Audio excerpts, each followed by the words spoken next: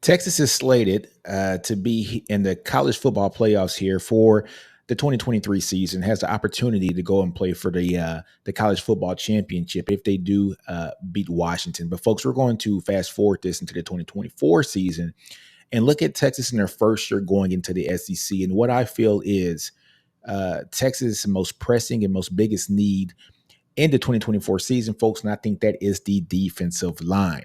But folks, prior to us getting into this conversation, let's go ahead, like, comment, and subscribe and share to this channel. It means a lot. It helps me grow it immensely, folks. And also, folks, if you're listening to this on a streaming podcast platform, Spotify, Apple Podcasts, whatever, like, comment, subscribe, and share to that as well. But folks, let's go ahead and let's get into what I believe is the biggest team need here for the 2024 season as Texas goes into the SEC after these college football playoffs. Folks, we have big Tavondre Sweat, man, and Byron Murphy, probably the best defensive tackle, interior, lineman here, duo here at the University of Texas, since Casey Hampton and Sean Rogers. Now, we've had other good duos as well, but nothing like what we've seen here at Texas over the past, like 2 years or so with these guys playing at some of the highest levels. You got Sweat being the defensive lineman of the year, for all of college football, also being the defensive player of the year for the Big 12. You got Byron Murphy being the defensive lineman of the year for the Big 12 as well. And you got both of these guys being consensus All-Americans. You got Byron Murphy being a second-team All-American and Sweat being a first-team All-American. Folks, we just don't replace that kind of production just in 1 year, folks. Last year, the only thing that kind of gives me a little bit of hope on this is that last year, once we lost Coburn and lost Ojimo, we thought that the run defense and that the interior defensive line was going to take a drop off. And we were going to say, look, we know Byron Murphy's a dog. We haven't seen, just a consistency from Sweat. And not because he didn't have not because he didn't have the ability. It was more so he didn't have the opportunity. You had two guys that got drafted that were in front of you. But look here, those guys have gotten developed. We saw that Sweat has been developed. We saw that Byron Murphy has also been developed. Two guys that were 3-star recruits coming out of high school. And now both of these guys are going to be drafted here in April. But folks, once we get past those two guys, who else do we have in this team that is going to step up for the 2024 season? Some may say maybe it's Alfred Collins. Alfred Collins may go to the league as well. And many are thinking that he possibly will go to the league. So that takes Alfred Collins out of the mix as well.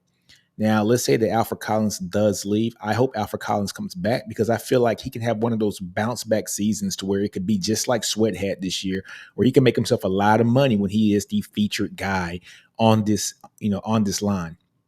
But Texas has a Vernon Broughton. Texas also has a Terrell Carter who transferred in. Texas also has a Bledsoe. I like Bledsoe a lot. He's just a tad bit undersized right now. Aaron Bryant. And also Sadir Mitchell. So we got 5 guys that are currently on this team that can play that interior defensive line. And then Texas has really good guys that are coming in, as 2024 recruits. Alex January out of Duncanville High School and Robinson out of Orlando, Florida. 2 big guys. I think both are 320 plus. However, they are 18 years old.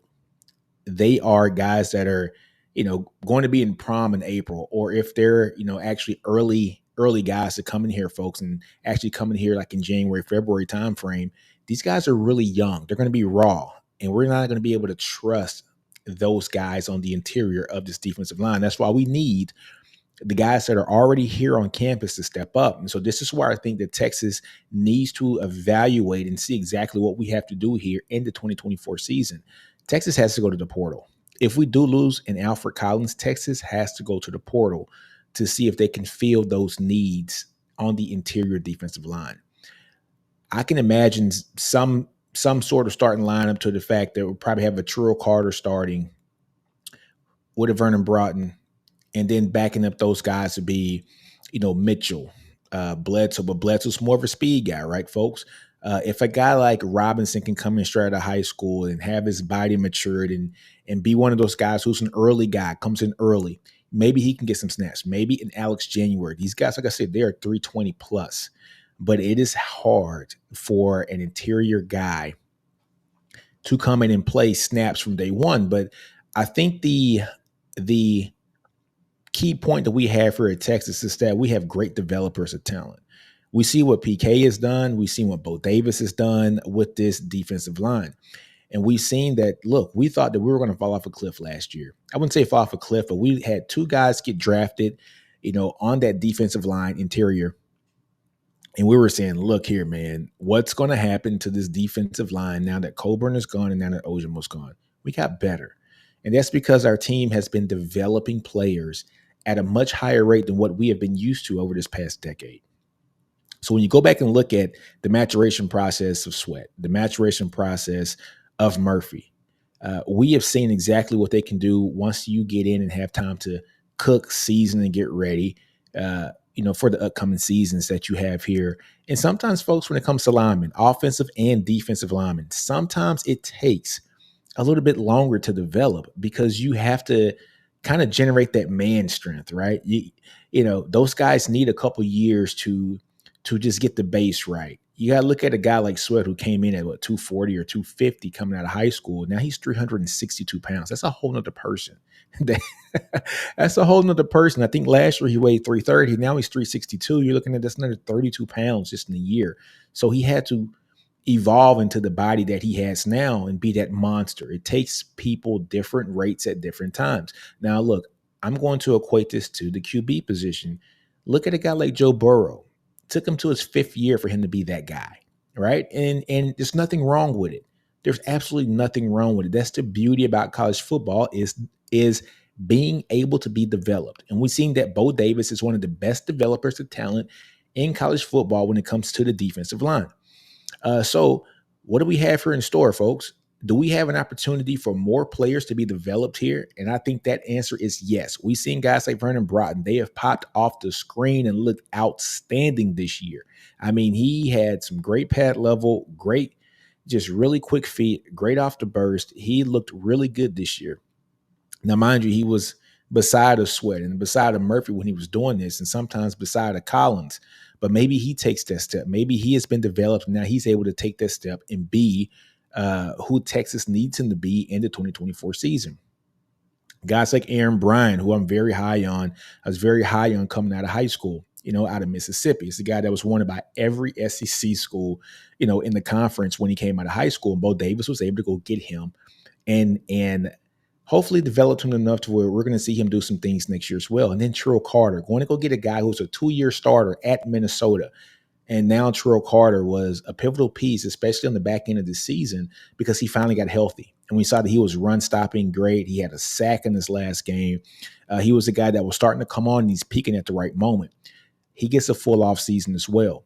So does this staff use their magic and use their ability to develop players at a high rate? Is that going to come into play in 2024? Well, folks, it needs to, because we are going into the SEC in 2024. And those offensive lines in the SEC, we saw how big those guys are.